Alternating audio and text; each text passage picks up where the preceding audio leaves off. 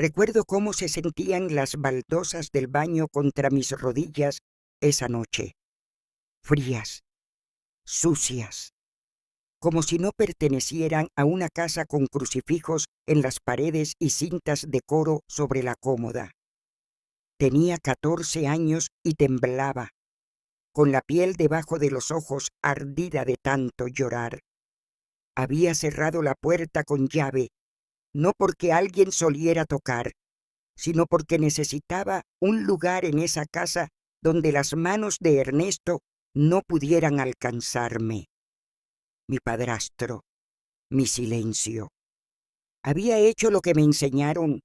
Le conté a alguien, a un hombre de Dios, y me dijo que rezara con más fuerza. Me llamo Mariana Luján y dejé de creer en la oración cuando tenía 14 años, no porque dejara de creer en Dios, sino por lo que ocurrió cuando por fin pedí ayuda, cuando dije lo que nadie quería oír y, en lugar de un refugio, encontré una pared. Cuando pronuncié lo innombrable y me respondieron no con acción ni consuelo, sino con una calma vacía, como si mi dolor fuera una prueba, como si sobrevivir dependiera de mi fe. En aquel entonces pensaba que la iglesia era el único lugar donde aún vivía la verdad, que alguien con una Biblia en las manos sabría qué hacer cuando una niña con los hombros encogidos dijera que no se sentía segura en su propia casa. No imaginaba que el silencio más cruel vendría de quien decía mi nombre como si fuera una oración. Lo que voy a contar no es una historia de rabia, es una historia de reconocimiento, de memoria y de una pregunta que esperó 20 años para ser escuchada. Esta es la historia de la noche en que dejé de pedir ayuda y empecé a aprender a recordar. Ernesto tenía una sonrisa que podía iluminar una sala, de esas que hacen que las señoras se acerquen y los hombres le den palmaditas en la espalda. En la iglesia era el que siempre se quedaba hasta el final para apilar sillas, el primero en traer empanadas a la kermés, el que bajaba la cabeza con tal devoción durante las oraciones que parecía estar escuchando directamente a Dios. Los mayores lo llamaban un hombre de fe.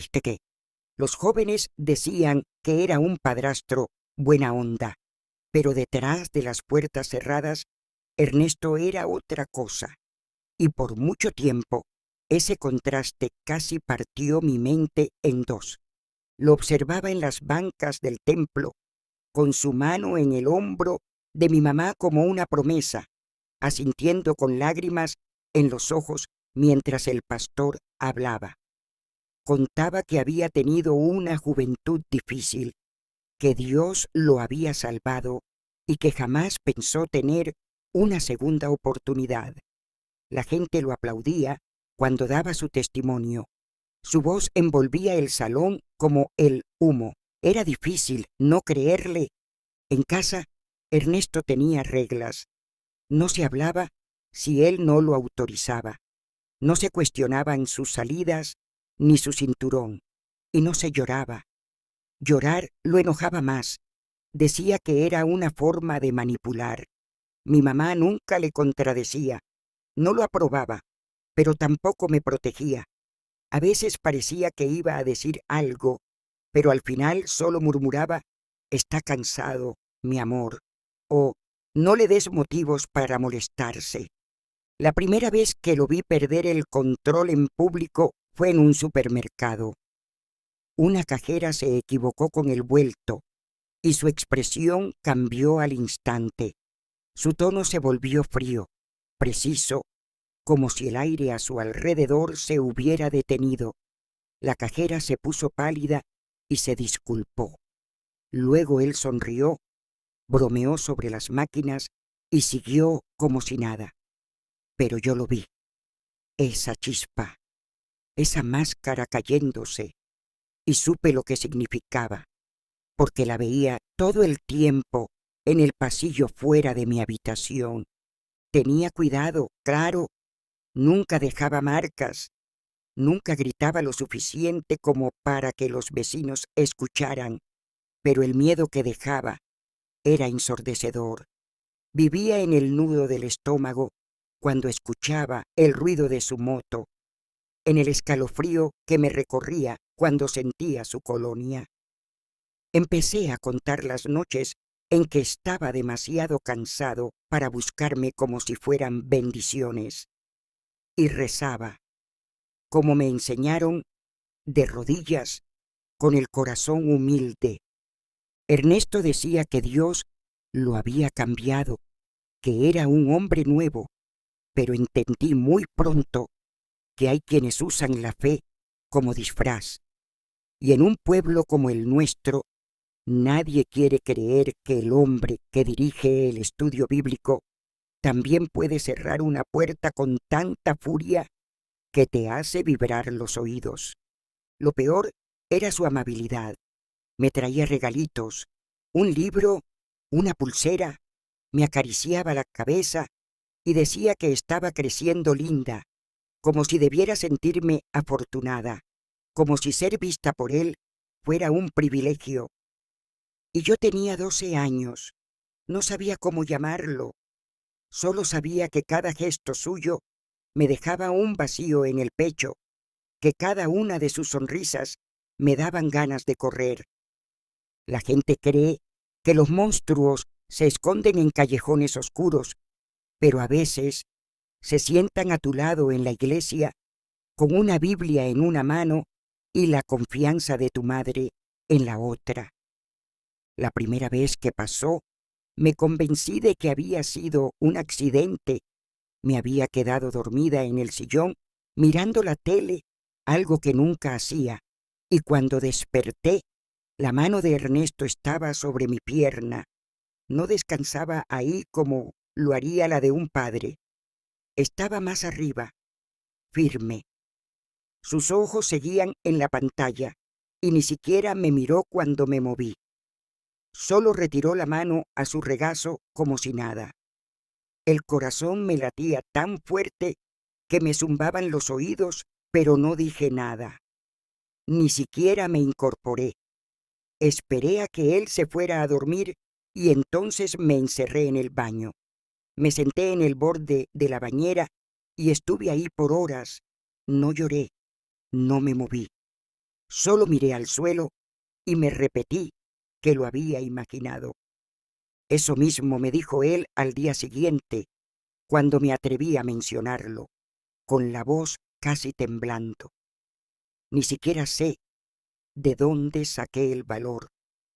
Recuerdo que estaba en la cocina, lavando un vaso, y dije algo como, ayer en la noche, creo que me tocaste mientras dormía.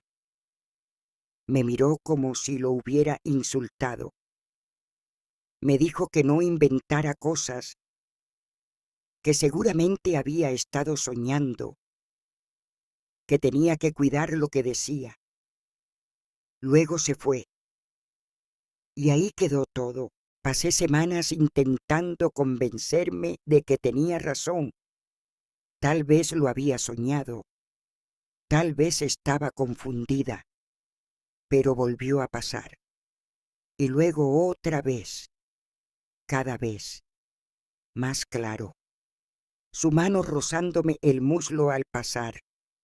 Un comentario sobre cómo me estaba desarrollando. La forma en que se quedaba mirando cuando cambiaba de ropa, aunque la puerta estuviera apenas entreabierta. Empecé a cerrar con llave. A veces tocaba.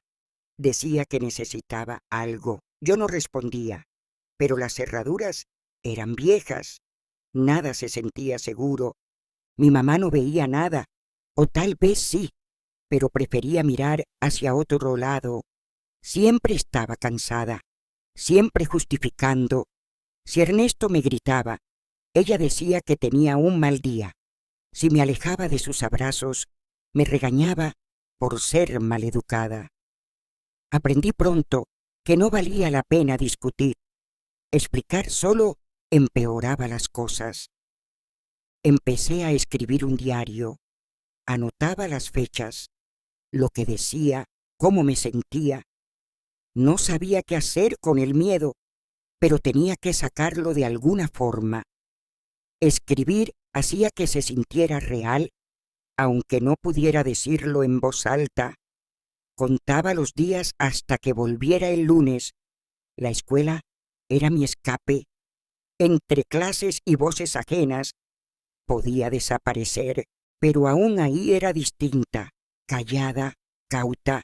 Dejé de levantar la mano, dejé de ir a cumpleaños, dejé de reírme como antes. Era como si algo se hubiera quebrado dentro de mí y no sabía cómo arreglarlo. Y lo peor era pensar que si lo contaba, nadie me creería. Ernesto era demasiado bueno fingiendo, y yo solo era una chica que empezó a cerrar su puerta con llave. En nuestro pueblo, la iglesia no era solo un lugar al que se iba los domingos, era parte del aire, del ritmo con que vivíamos. Era donde ibas cuando el mundo se hacía demasiado ruidoso, el lugar para vestirse bien, aunque no hubiera plata para ropa nueva. Nadie preguntaba de dónde eras, preguntaban a qué iglesia ibas. La fe no era privada, era identidad. Mi mamá se aseguraba de que nunca faltáramos.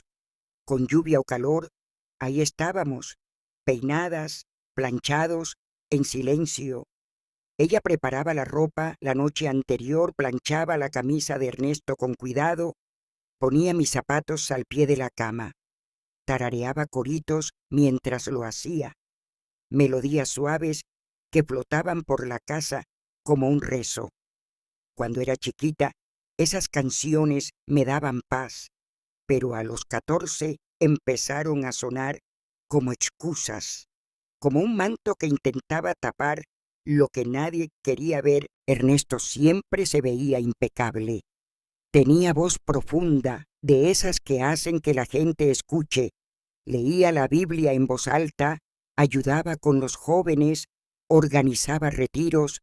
Era el primero en orar por los enfermos, el que todos elogiaban. ¡Qué buen hombre!, decían. Mi mamá sonreía, orgullosa, y yo miraba al suelo, contando los minutos para que terminara el servicio.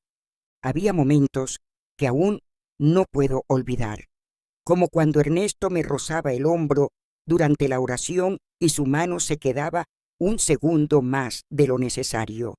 Mamá lo veía y sonreía como si fuera un gesto tierno, o cuando me acomodó un mechón de pelo detrás de la oreja durante la comunión y me susurró que me parecía a mi mamá cuando era joven. Sentí un vuelco en el estómago, pero no me moví, no podía. Estábamos rodeados de cantos y promesas de misericordia. Nadie veía nada raro. En el grupo de jóvenes hablaban de pureza, de cuidar el corazón, de guardarse para el matrimonio. A las chicas nos decían que vistiéramos con recato, que no provocáramos. Recuerdo sentarme ahí, escuchando, preguntándome por qué nadie hablaba de qué hacer cuando alguien no esperaba permiso, cuando el que te lastima es el que dirige la oración familiar. Quise levantar la mano, pero nunca lo hice. La iglesia se volvió un escenario. Aprendí a sonreír, a inclinar la cabeza, a recitar los versículos con el tono justo, como una armadura. Si actuaba bien, tal vez nadie miraría demasiado. Tal vez podría seguir invisible. Lo que más dolía era saber que, si hablaba, no solo me enfrentaría a Ernesto, rompería la imagen de familia, la ilusión que mi mamá protegía, lo que creían los demás, y no sabía si tenía fuerzas para perder todo eso. Así que me callé. Me vestí de domingo como si fuera un disfraz, y los sábados, cuando los moretones no estaban en la piel, sino más adentro, Los apretaba con fuerza, esperando que no se notaran. Cuando el pastor Esteban llegó a nuestra iglesia, el ambiente pareció iluminarse de golpe. Era joven, quizás de unos 30, siempre con una camisa impecable y una sonrisa que parecía sincera. Decían que había rechazado una iglesia grande en Buenos Aires para venir a servir en nuestra comunidad. Las mujeres murmuraban que tenía buena presencia. Los adolescentes lo admiraban porque tocaba la guitarra y leía la Biblia con un ritmo que se sentía cercano, pero para mí significaba algo más. Él parecía seguro, tenía una manera de hablar que te hacía sentir vista, incluso en una sala llena. Durante las reuniones de jóvenes, nos preguntaba a qué le teníamos miedo. Se arrodillaba para estar a nuestra altura y decía que Jesús no solo caminaba con los justos, sino que también se sentaba junto a los que estaban rotos. Sonaba hermoso, sonaba verdadero. Por primera vez en mucho tiempo, pensé que tal vez alguien sí podía escucharme. Pasé semanas observándolo, escuchando cómo respondía cuando otros chicos hablaban de sus padres divorciados o de sentirse solos. Siempre asentía, siempre oraba. Una vez, un chico contó que su papá lo golpeaba a veces. El pastor lo abrazó ahí mismo, no lo juzgó, no se alejó. Esa imagen se me clavó en el pecho como una promesa. Empecé a quedarme después de las reuniones, ayudando a recoger sillas o a ordenar los libros. No era la única, y hablaba poco, pero creo que él notó que yo me quedaba más de la cuenta. Una noche me preguntó si todo estaba bien en casa. Le dije que sí, como siempre, pero algo en su tono, o tal vez en su forma de mirarme, me dio ganas de gritar que no. Eventualmente decidí que se lo diría. Ensayé lo que iba a decir una y otra vez. Diría que no me sentía segura, que Ernesto me hacía cosas que no estaban bien. No iba a usar la palabra abuso. Me daba miedo. Pero le daría lo suficiente para que entendiera, para que pudiera ayudarme. Quería creer que era diferente, que Dios lo había puesto ahí para chicas como yo, que alguien por fin no se haría el ciego. Pero la fe es frágil, sobre todo cuando ya aprendiste que el silencio puede vestirse con sotana. Fue un miércoles por la noche, en octubre, cuando finalmente hablé. El aire olía a café recalentado y a hojas húmedas de salmos. Después de la reunión, mientras los demás se dirigían al portón, me quedé en un rincón cerca del piano. El pastor Esteban estaba cerrando unas tillas plegables cuando me acerqué. Me sudaban las manos y sentía un calor extraño en la nuca. Le dije que necesitaba hablar. Solo un momento. Sonrió y me dijo que sí, como siempre. Me siguió hasta un rincón al lado del tablón de anuncios. Apenas podía formar las frases. Le dije que algo pasaba en casa, que mi padrastro me hacía sentir incómoda, que me tocaba a veces y no sabía qué hacer. No dije frases completas, no podía, pero vi cómo su rostro cambiaba, como si entendiera lo que estaba insinuando, incluso antes de terminar. No se sobresaltó, no se indignó. Me miró y asintió con lentitud. Luego dijo: «Te escucho, Mariana, pero sabes que el diablo ataca ya a las familias cuando ya están rotas. Busca a los vulnerables. Lo que tenés que hacer ahora es rezar con más fuerza, someterte a Dios, confiar en su tiempo». Me quedé quieta, congelada. Me había imaginado muchas respuestas: sorpresa, preocupación, incluso una promesa de llamar a alguien, pero esto nunca, ni siquiera sonaba enojado, solo sereno, como si mi dolor fuera parte de un proceso, como si no hubiese hecho lo suficiente para merecer ser salvada. Le pregunté si iba a contarle a alguien. Dijo que si de verdad confiaba en el plan de Dios, entendería que hablar mal de mi familia solo causaría más daño, que la sanación empieza con la fe, que Dios solo se mueve cuando dejamos de resistir. Recuerdo haber asentido, aunque sentía que me estaba desvaneciendo. Esa noche caminé a casa dando un rodeo. No quería ver a Ernesto, no quería ver a nadie. Me encerré en el baño, me senté en el suelo como la primera vez con las rodillas contra el pecho, las manos cubriéndome la boca para que nadie oyera los sollozos. Había dicho la verdad, había pedido ayuda, y aún así nada cambió.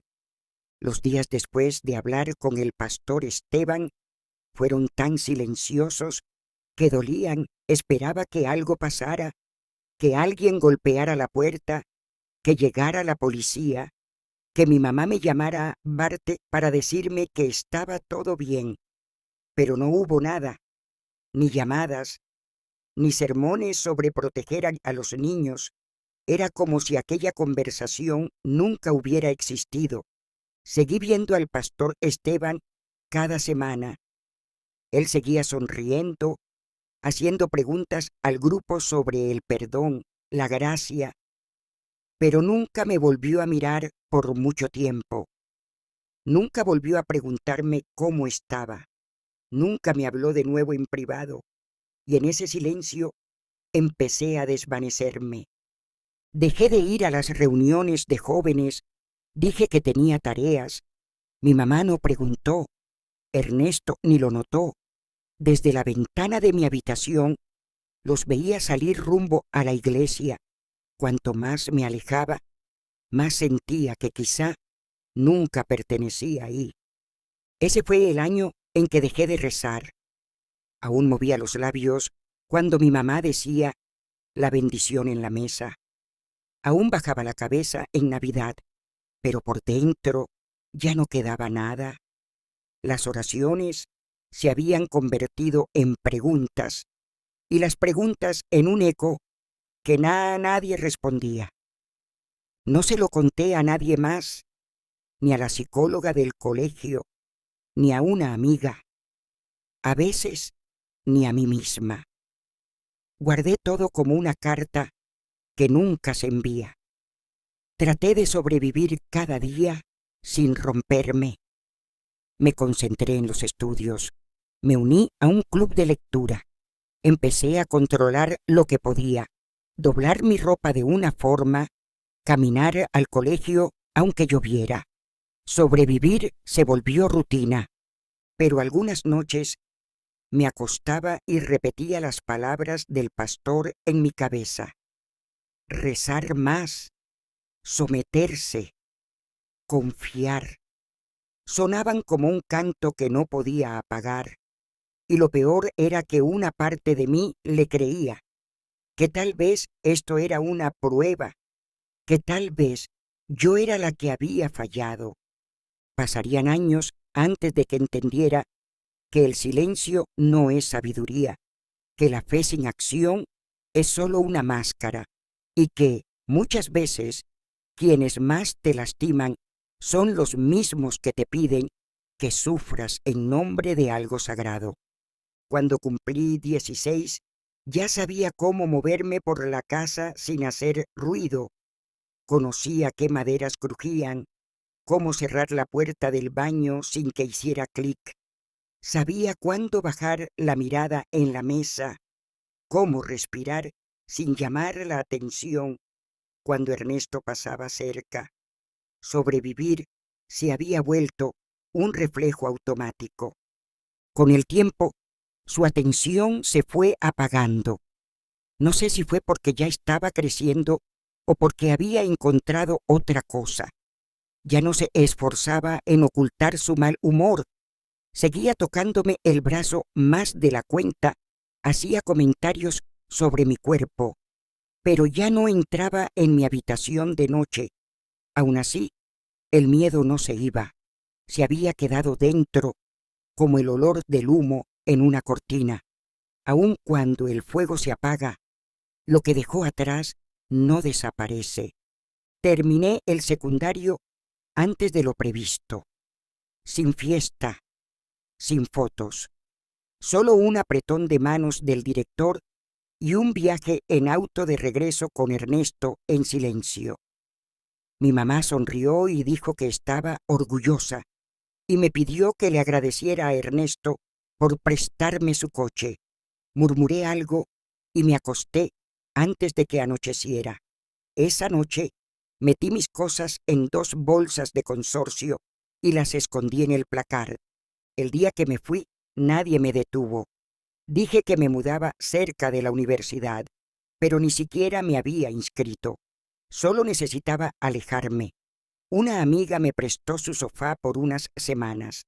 Conseguí trabajo en una cafetería, ahorré cada propina y encontré una pieza en un departamento compartido en las afueras de la ciudad. No le dije a nadie a dónde iba, ni siquiera dejé una nota. Los años que siguieron fueron callados. Aprendí a vivir sin mirar por encima del hombro. Trabajé, pagué el alquiler y poco a poco empecé a respirar. No hablé de Ernesto, ni del pastor. A la gente le decía que mi familia era complicada y asentían como si lo entendieran. No buscaba lástima, buscaba paz. Fui a terapia una vez. Esperé 10 minutos en la sala. Después me fui. No estaba lista. No sabía cómo explicar un silencio que se acumula como polvo en las esquinas. Así que lo guardé todo y traté de construir una vida que se sintiera mía. Y por un tiempo funcionó. Hice amistades, volví a reír, paseaba por librerías, caminaba bajo la lluvia. Empecé a sentir que tal vez el pasado había quedado atrás, pero sanar no es olvidar. Y el silencio, por más que lo ordenes, no impide que la verdad regrese. Habían pasado años desde la última vez que dije el nombre de Ernesto en voz alta. Había construido mi vida entera alrededor de evitarlo. Nunca salí con hombres que me lo recordaran. Nunca alquilé departamentos en barrios demasiado tranquilos. Mantenía todo a distancia, lo justo para sentir que tenía el control. Y entonces, una tarde, mientras navegaba por Facebook, vi una foto que me dejó helada. Era Ernesto, de pie frente a un cartel de iglesia. Sonreía. Estaba rodeado por una mujer y 2 chicas que parecían una copia de mí a esa edad. La leyenda decía: agradecidos de ser parte de la familia Comunidad Vida Nueva. Se me cerró la garganta. Me temblaban las manos. Hice clic en el perfil. Se había casado otra vez. Su nueva esposa era viuda. Sus hijas tenían 11 y 13 años. Me quedé mirando esa imagen mucho rato. El café se enfrió. El aire de mi departamento se volvió denso. Y debajo de todo apareció una culpa que no pude contener. Me había ido, había sobrevivido, pero no lo había detenido. Esa noche saqué una caja de zapatos escondida en el fondo del placard. Adentro estaban mis diarios de adolescencia, aún sujetos con bandas elásticas. No los abría desde hacía años. Leí cada palabra.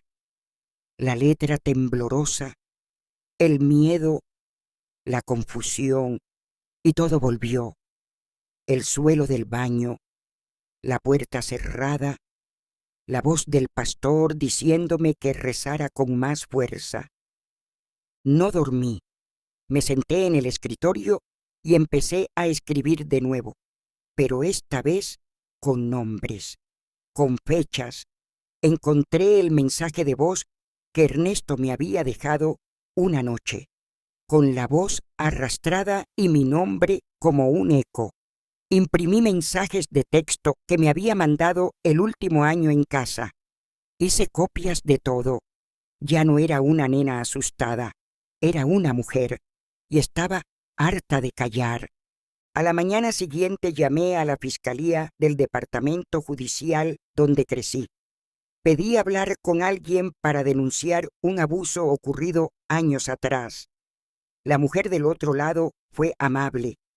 Hizo preguntas con cuidado. Le conté la verdad. Con todos los detalles que pude soportar, me dijo que alguien me contactaría. Cuando corté, me senté en la cama esperando que volviera la vergüenza, pero no lo hizo. No como antes. Lo que sentí fue otra cosa. No enojo, no paz, ay, claridad. No sabía qué pasaría después, pero tenía algo seguro. No iba a permitir que esas niñas crecieran creyendo que nadie las veía. Ir a la fiscalía no fue como lo había imaginado. Me puse mi blusa más prolija, llevé todo impreso en una carpeta y entré al edificio como si tuviera algo que probar. El lugar olía a papeles viejos y desinfectante barato. Una mujer llamada Lucía me recibió. Dijo que no era abogada, sino una acompañante de víctimas. Su voz era firme, sin adornos, pero con una calma que me sostuvo. Nos sentamos en una sala sin ventanas. Le entregué los diarios, la grabación, las capturas de pantalla. Ella revisó todo con cuidado, haciendo preguntas sobre fechas, nombres, detalles. Le conté lo que Ernesto me hizo. Le hablé de los años, de mi madre que nunca intervino. Le hablé del pastor Esteban. Su lapicera se detuvo al oír ese nombre, pero no dijo nada. Siguió anotando. Más tarde se unió un fiscal, cortés pero medido. Se notaba que tenía experiencia.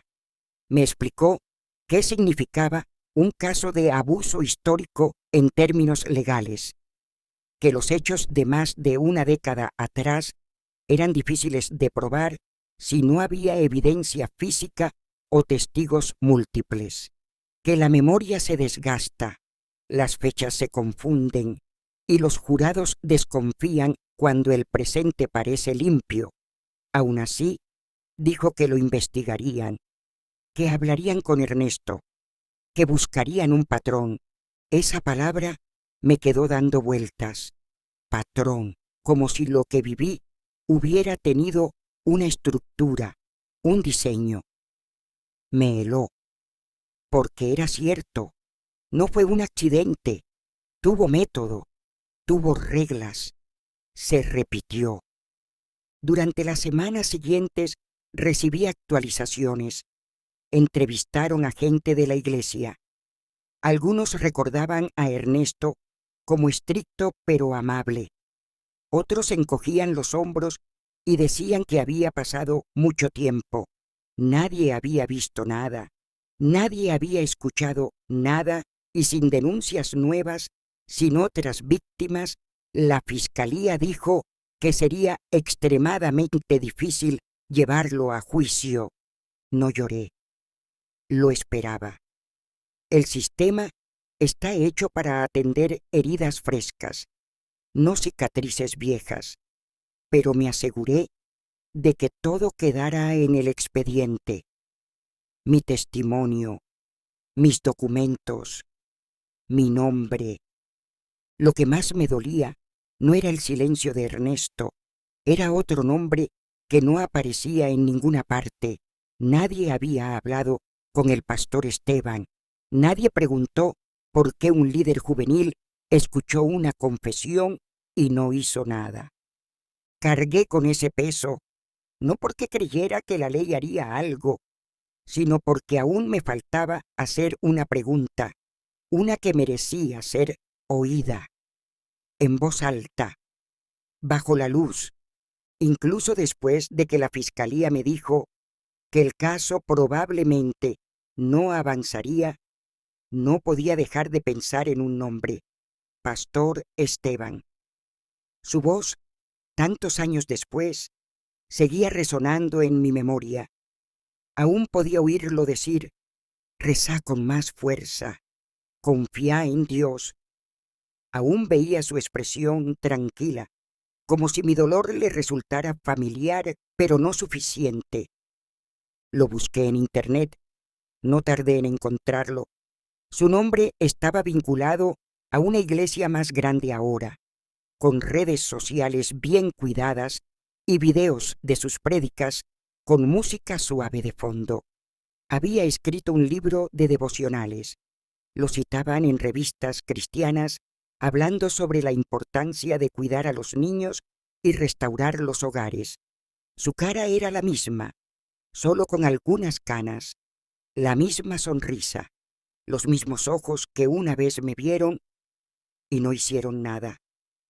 Pasé por fotos de su equipo pastoral, de su familia, de jóvenes reunidos en retiros, y entonces vi el anuncio. Iba a ser el orador principal en un encuentro juvenil a 2 horas de mi ciudad.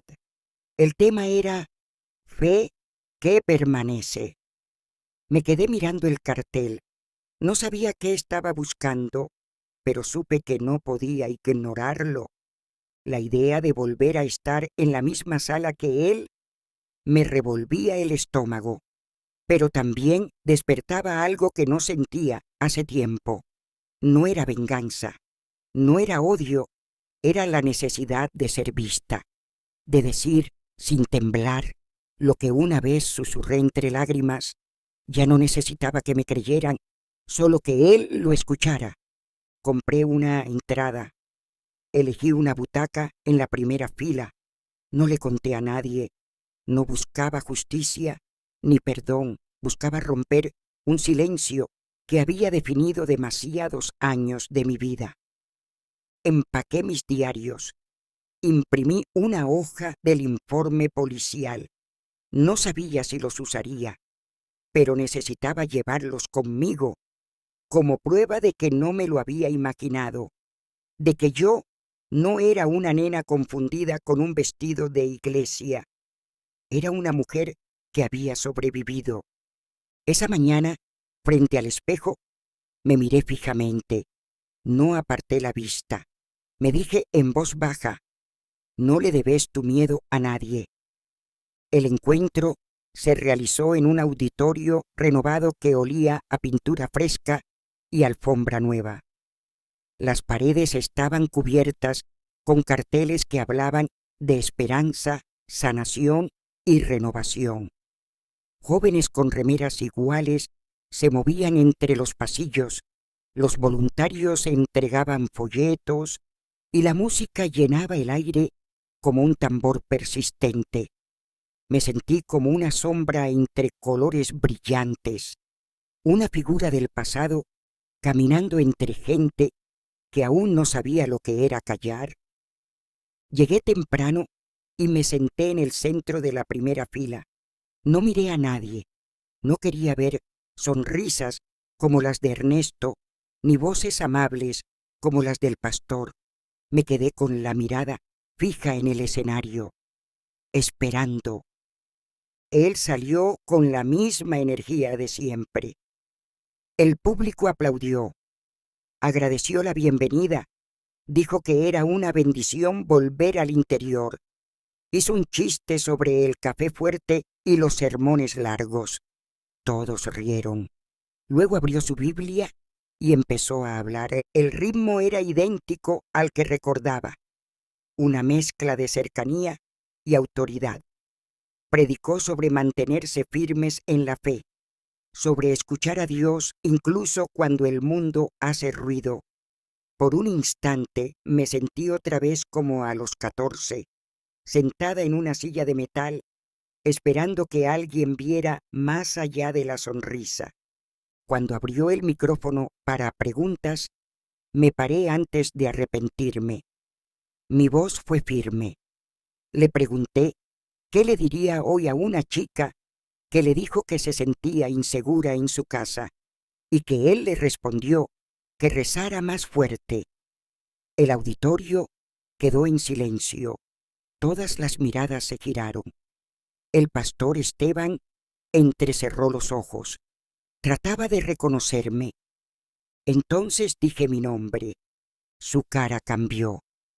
Apenas un gesto leve, una incomodidad que se le escapó. Abrió la boca, luego la cerró. No necesitaba que respondiera. Yo ya había dicho lo que debía. ¿No estaba ahí para consolarlo? Ese silencio en el auditorio fue más potente que cualquier oración. Fue el tipo de silencio que obliga a ver, no solo a mí, sino a todas las chicas a las que se les dijo que su miedo era una debilidad espiritual, a cada niño que fue desoído en nombre de la paz. Me di vuelta y salí antes de que pudiera encontrar palabras. Me temblaban las piernas cuando llegué al estacionamiento, pero el pecho me pesaba menos. Había cargado con ese momento durante años, esperando poder soltarlo, y lo hice, no como una niña rota, sino como alguien que por fin entendió el poder de su voz. En las semanas que siguieron al encuentro, no recibí noticias del pastor Esteban. No lo esperaba. No buscaba disculpas ni explicaciones. Lo que necesitaba de ese momento ya lo había tomado. No era un cierre lo que buscaba, era testimonio. La gente suele hablar de justicia como si siempre fuera algo grande y estruendoso, como si necesitara salas de juicio, tapas de diarios, veredictos, pero a veces la justicia es una pregunta que se niega a desaparecer, un murmullo firme en medio de una sala llena de personas enseñadas a no cuestionar. Eso fue mi pregunta, no solo para él, sino para todos los adultos que alguna vez le dijeron a una niña que aguantara por la familia, por la fe, por las apariencias. ¿Qué dirías ahora, cuando la niña ya no lo es? Cuando el silencio que alimentaron por años vuelve convertido en voz. Revivía su expresión una y otra vez, cómo tensó los hombros, cómo se quebró su sonrisa, y supe que me recordaba, tal vez no cada detalle, tal vez no palabra por palabra, pero recordaba lo suficiente como para sentirse incómodo, lo suficiente como para desear que nunca hubiera vuelto. No necesitaba que el público me aplaudiera, no necesitaba que nadie me siguiera al salir o me pidiera la historia completa. Ese momento no era para ellos, era para la chica que fui, la que se acurrucó en el suelo del baño con los ojos hinchados y una oración en la boca, esperando que a alguien le importara. Esperé 20 años para formular esa pregunta en voz alta. 20 años tragándomela cada vez que alguien decía qué buen tipo es o qué suerte que tenías. 20 años fingiendo que el consejo espiritual no había sido un guión para mantenerme callada. ¿Qué dirías ahora, pastor? Ahora que no tengo miedo, ahora que lo recuerdo todo, ahora que me paré frente a vos y dije la verdad que una vez preferiste ignorar. Hay verdades que no necesitan ser validadas, solo necesitan espacio. Y por fin lo había tomado. Después del encuentro, la vida no cambió de forma repentina. Volví a trabajar, lavé mi ropa, renové el carnet de la biblioteca. El mundo siguió girando y nadie me paró por la calle para decirme que me había visto enfrentar al pastor Esteban. No hubo portadas, no hubo llamados, solo el regreso hacia lo cotidiano, salvo que algo dentro de mí ya no estaba igual, no más fuerte, no más liviano, solo en paz. A veces esperamos que la sanación llegue como una trompeta. Imaginamos un día donde todo el dolor se disuelve, donde las cicatrices se borran, donde al fin nos sentimos intactas. Pero para mí, la sanación llegó como un suspiro. Se manifestó en la forma en que dejé de tensarme cuando un hombre hablaba fuerte, en cómo dejé de dudar de mi memoria, en cómo pude hablar sin mirar primero si alguien más me creía. El pastor Esteban nunca me escribió, no lo necesitaba. Ya había dicho lo que tenía que decir. Esa fue mi forma de justicia, no con un juicio, sino con una pregunta que atravesó los años. Sigo guardando los diarios, no por necesidad de pruebas, sino porque me recuerdan que nunca estuve loca, que nunca estuve sola en lo que sentía, que aunque todos callaron, yo decidí seguir, y eso no es poca cosa. A veces pienso en Ernesto también, no muy seguido, pero lo suficiente.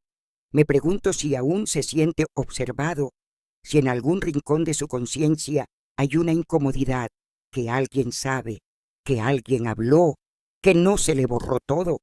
Me pregunto si su nueva esposa sospecha, si sus hijas han empezado a cerrar con llave sus puertas. Y pienso en mi madre, en cómo tarareaba himnos mientras cocinaba, en cómo desvió la mirada tantas veces.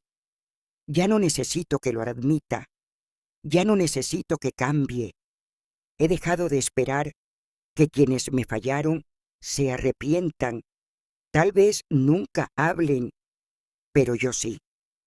Lo que más se me quedó fue ese momento de quietud, de pie frente a Esteban, viéndole la cara cambiar al reconocerme. No fue venganza, no fue superioridad, fue claridad. Le dejé una pregunta que no se puede resolver rezando. A veces la justicia no es ruidosa, no es un juez ni una sentencia. A veces es una voz frente a un micrófono que pregunta, ¿qué dirías ahora? Y a veces la única respuesta es el silencio que queda atrás, un silencio que ya no me pertenece.